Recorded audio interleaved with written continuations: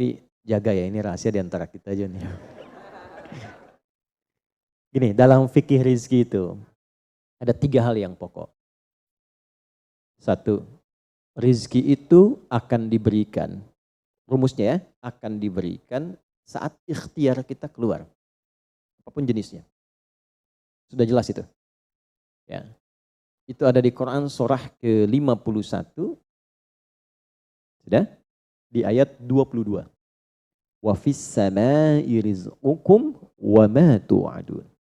Dan di langit telah ditetapkan kadar rizkimu. Dan dijanjikan oleh Allah pasti diberikan. Nah, kapan itu diberikan? Ketika ikhtiar kita keluar.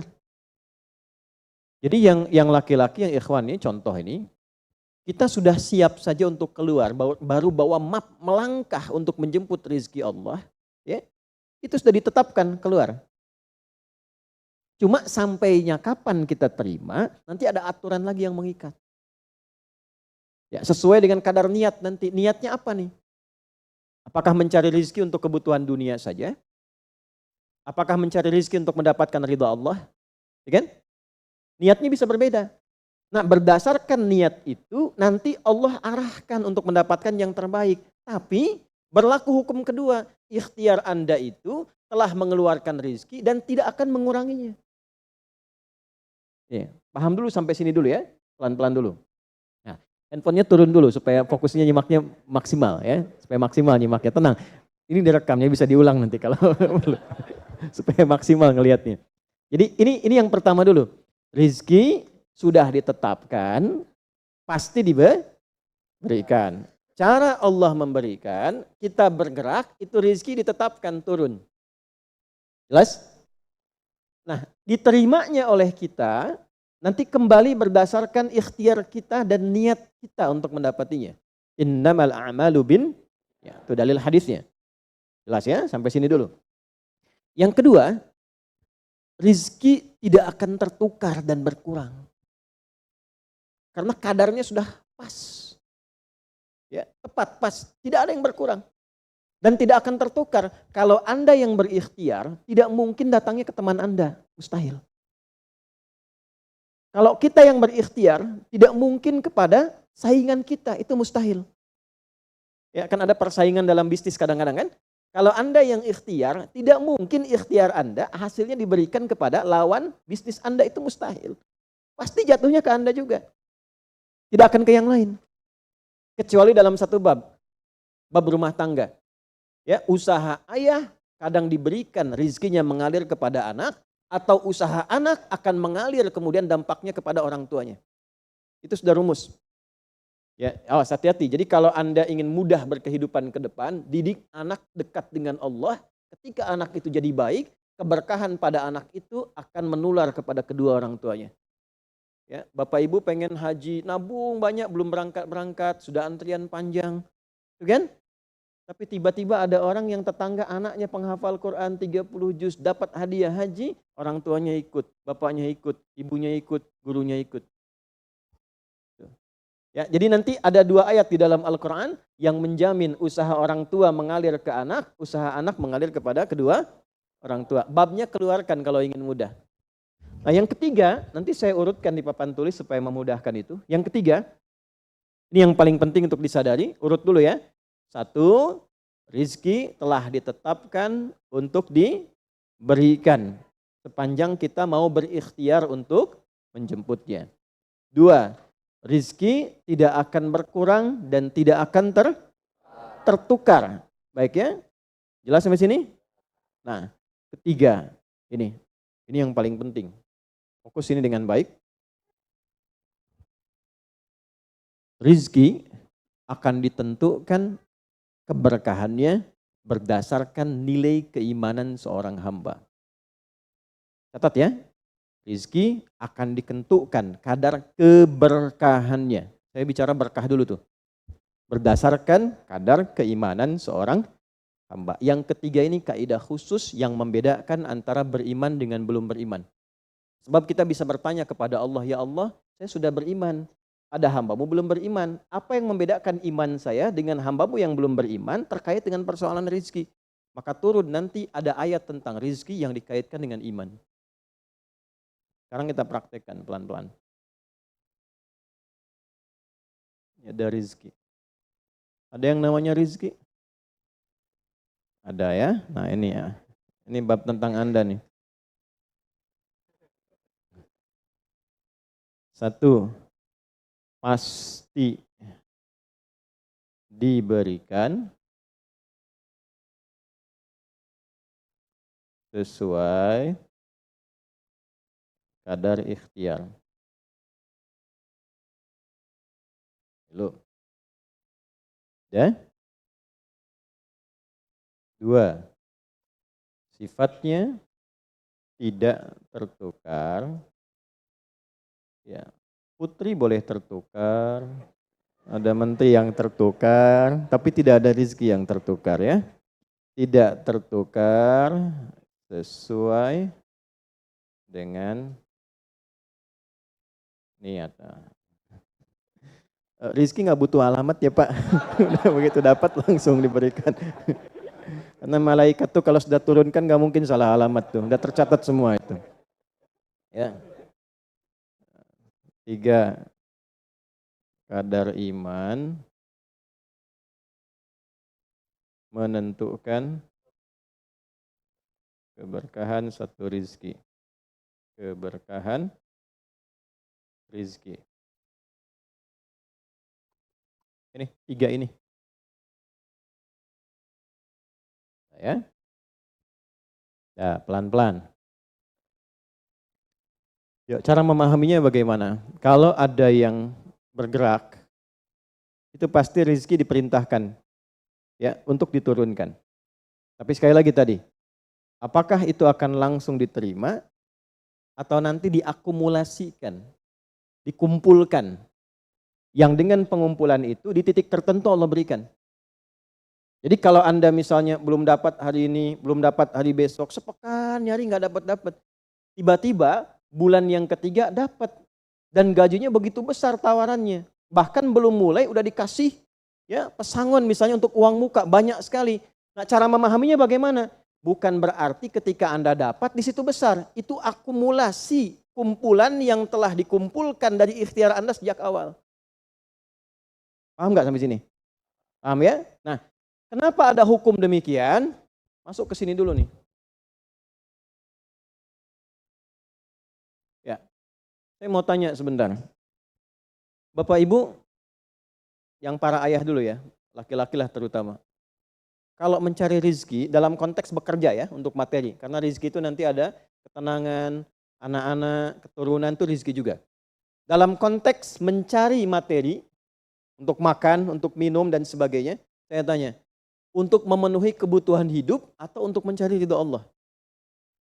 Udah jujur aja, nggak usah. Bahas sini dulu. Udah, wajahnya nampak kok ini. Saya tanya, untuk kebutuhan hidup atau mencari ridha Allah? Nah, ini nomor 1. Nggak mau kalah dua-duanya. Ridha Allah. Ini sekedar dunia. Pelan-pelan ya. Ketika Anda mencari rizki hanya untuk dunia, maka yang berlaku hukum dunia. Ya. Semakin Anda bekerja keras, semakin Anda dapat. Semakin Anda kreatif, semakin mudah dapat. Ya, semakin pintar, semakin mudah dapatnya. Di sini tidak berlaku masalah iman. Karena semua sama, Allah tetapkan hukum dunia. Siapa yang bekerja keras, siapa yang mau kreatif, siapa yang punya inovasi, siapa yang makin pintar, mudah dia mendapatkan dunia. Ada ilmu menambah, dunia dapat. Man arada dunya, kata Imam Syafi'i, fa'alaihi bil ilmi. Siapa yang ingin menguasai dunia, dengan ilmu bisa dapat. Ini. Ada ilmu kreativitas, ada serius, sungguh-sungguh. Kerja yang serius, sungguh-sungguh. Itu kan? Di Tiongkok itu, kalau datang ke satu tempat, ketukin tiap pintu, nawarin barang. Ya, barang ditawarin, 1, 2, 3, 4, saking seriusnya. Orang mengerjakan apa, dia cari yang lain. Pernah dulu ada orang, bukan muslim, ke Saudi, mampir ke Jeddah, hanya untuk lihat jemaah haji itu beli apa. Setelah itu dia pulang ke Tiongkok, ke Cina, ya. Musim berikutnya itu made in China. Semua buatan Cina tuh, yang tasbih Cina, yang sajadah Cina, dan harganya jauh di atas harga-harga standar. Gitu tuh. Jadi kalau misalnya orang serius, sungguh-sungguh kreatif, inovasinya ada, bisa buat sesuatu yang orang lain nggak buat, dia bisa sukses. Hukum dunia. Gitu. Tapi semua apa yang didapatkan pun untuk memenuhi kebutuhan dunia saja. Nafsu ada di situ, persaingan ada di situ, ya, popularitas ada di situ. Makanya orang-orang yang kerjanya orientasi dunia itu pada umumnya, pada umumnya apa yang didapatkan hanya untuk memenuhi kebutuhan nafsunya saja. Selesai sampai sini. Nafsu itu kan nggak berhenti. Makanya perlombaannya berapa banyak? Ayo siapa yang duluan dapat 10 triliun? Siapa yang duluan dapat 20 triliun? Dunia. Dan nggak akan berhenti. Begitu dapat pengen nambah lagi. Dapat pengen nambah lagi. Walaupun yang dipakai mungkin tidak sampai ke situ. Sekarang saya tanya Anda ya. Mengumpulkan sesuatu yang tidak Anda gunakan bermanfaat tidak? Ya. Ibu misalnya mengumpulkan kayu bakar banyak sampai seruangan masjid ini, Bu. Ya. Tapi yang ibu pakai sehari cuma satu. Ya, dikumpulin 1, 2, penuh, tapi yang dipakai 1. Tapi nggak pernah puas melihat pengen lagi, sampai 10 masjid kayu dikumpulkan. Yang dipakai cuma 1. Kira-kira perbuatan semacam ini bermanfaat tidak? Nah, jika ada orang yang banyak bekerja, hanya membutuhkan sesuatu untuk memenuhi keinginannya saja, ketahuilah Anda terjebak dalam kehidupan duniawi. Mohon maaf sebesar-besarnya ya. Jadi kalau bekerjanya hanya untuk tambah tabungan lagi, cek saldo, bandingkan dengan teman-teman, tapi dari apa yang dikumpulkan tidak membuat Anda lebih baik. Ya, yang paling bahaya tuh gini, pas sakit carinya obat generik. Padahal kayaknya minta ampun gitu. Ya, itu menunjukkan bahwa ada sifat dunia yang menguasai. Pada diri pribadi pun bersifat masih kikir. Nah ini ya, ini yang berbahaya ini. Ya, kalau bekerjanya nggak ada masalah, serius dapat nggak ada masalah. Cuma yang dapat ini mengeluarkannya seperti apa? Kalau hanya mengumpulkan, hanya pamer, hanya untuk update, dia mau menyampaikan dengan pamernya, pakai hukum dunia, nggak bisa disalahkan dalam konteks dunia. Walaupun secara moral dalam hukum agama ini tidak dibenarkan. Jelas nggak sampai sini? Ya, sekarang saya tanya, ada nggak orang misalnya OKB misalnya, orang kaya baru gitu. Nah, baru kaya langsung pasang status, ada yang begitu. Ya, dapat mobil baru pasang status, ada yang begitu. Nah, ini biasanya semakin banyak dilakukan terjebak dengan hukum dunia. Tugas kita mendoakan, bukan mencela. Oh, pasti si itu tuh. Bukan ya. Jangan seperti itu. Ya, tugas kita mendoakan kembali dan sehingga dengan doa itu mudah-mudahan sampai kepada jiwanya untuk bisa berubah. Sehingga diarahkan pada yang lebih baik.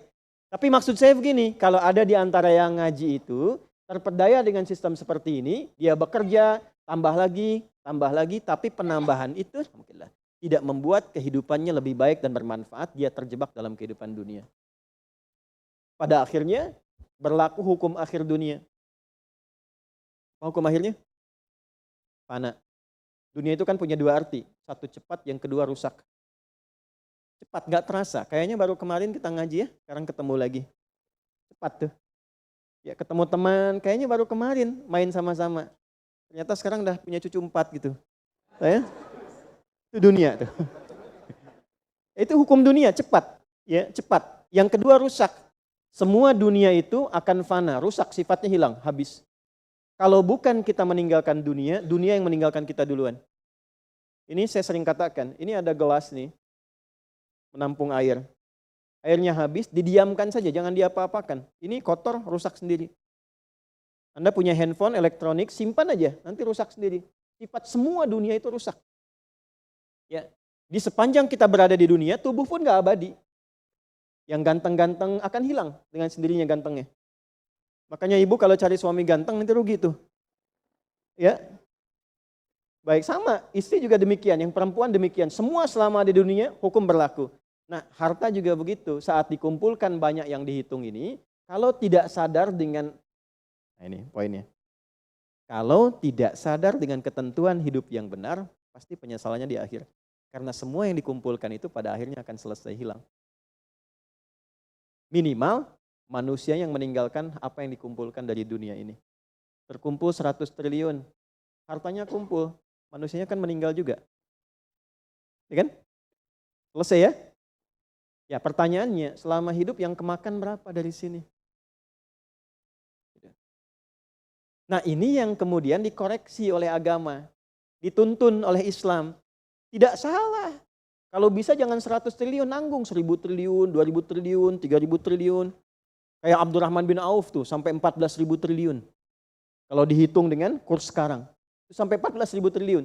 Tapi ternyata apa yang dikumpulkan itu membawa keberkahan untuk dunianya plus membawa bekal kebaikan untuk akhiratnya. 1 dari 10 orang yang dijamin masuk surga tanpa hisab adalah orang paling kaya yang pernah hidup di muka bumi ini. Salah satunya Abdurrahman bin Auf. Hartanya kurang lebih sampai 14.000 triliun. Tapi bisa menggunakannya. Dunianya sejahtera, akhiratnya terjamin. Jelas sampai sini? Ya, nah maka yang paling menentukan itu ini satu niat, yang kedua di sini aspek keberkahan. Dicarinya pakai iman.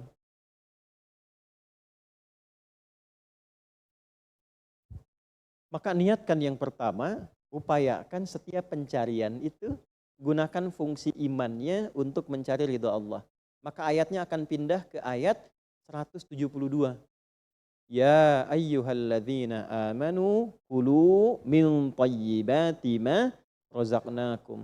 Hei orang-orang yang beriman, pakai imanmu untuk mencari kebutuhan hidupmu. Nanti aku siapkan kata Allah yang sesuai dengan kadar imanmu. Karena itulah kadang kelihatannya begini. Kelihatannya mohon maaf ya Bu, Pak. Nggak dapat lagi, padahal sudah tahajud malamnya. Udah puasa, udah baca Quran, lamar nggak dapat lagi. Ini nggak dapat lagi. Bukan karena ini Anda nggak bisa dapat, bukan. Karena belum cocok dengan iman Anda, ini belum thayyib. Belum thayyib. Belum ada baiknya. Mungkin ada bagian dari usaha itu yang kurang cocok untuk iman. Tapi ikhtiar Anda mencari, itu oleh Allah ditetapkan. Setiap dia berangkat, tuliskan. Siap turunkan, siap turunkan. Cuma kapan diturunkan? Nah, itu kadang-kadang ada latihan untuk menguatkan keimanan kita sampai kita melewati semua perjalanan pencarian rezeki itu baru diturunkan. Dan hebatnya dalam mencari ini Allah berikan bonusnya. Ada bonus pengalaman. Pernah sakit, pernah capek, pernah naik ini, pernah naik itu, tanpa sadar itu yang menempa dirinya menjadi sosok yang lebih kuat, lebih baik, yang ketika rezekinya diberikan seutuhnya, dia sudah bisa menggunakan rezeki ini sesuai dengan pengalaman sebelumnya. Nah, yang mahal tuh ini. Makanya Abdurrahman bin Auf itu kan diambil dulu, dirampas hartanya, berangkat 400 km, jalan kaki, nggak bawa apa-apa, dipakai dulu ilmunya, belajar dulu jadi penyalur, dapat upah, dapat bonus dulu, baru dipakai lagi. Tapi perjalanan itu menempa hidupnya dengan iman sehingga jadi orang terkaya yang pernah tercatat dalam kehidupan di bumi sampai hari ini. Jadi kalau satu kali Anda melamar kemudian ditolak pekerjaan, jangan langsung simpulkan tidak diberi. Alhamdulillah ya Allah yang telah memberikan kepadaku rizki yang baru berupa penolakan ini untuk menguatkan iman dan mentalku untuk menjemput rizkimu yang lebih baik daripada ini. Jelas ya? Nah ini poin-poin ini yang mahal. Nanti kalau sudah dapat ilmu ini, yang lainnya akan lebih mudah. Nah, jadi jangan disimpulkan, ya Allah aku sudah ngaji, aku sudah tahajud, kurang apa lagi? Sampai hari ini aku belum dapat. Nah itu sesuatu yang tidak tepat untuk keluar, tapi juga bisa dipahami karena boleh jadi belum mendapatkan pencerahan sesuai dengan bab rezekinya. Nah pada akhirnya dikembalikan, kalau sudah dapat itu ditanya balik oleh Allah, itu mau dipakai apa? Toh pada akhirnya aku yang cukupkan. Ya, falyanzuril insanu ila ta'ami. Yang pertama kebutuhan makan kita pastikan dengan baik. Allah yang kasih, masa digunakannya untuk mencari yang tidak baik? Jelas?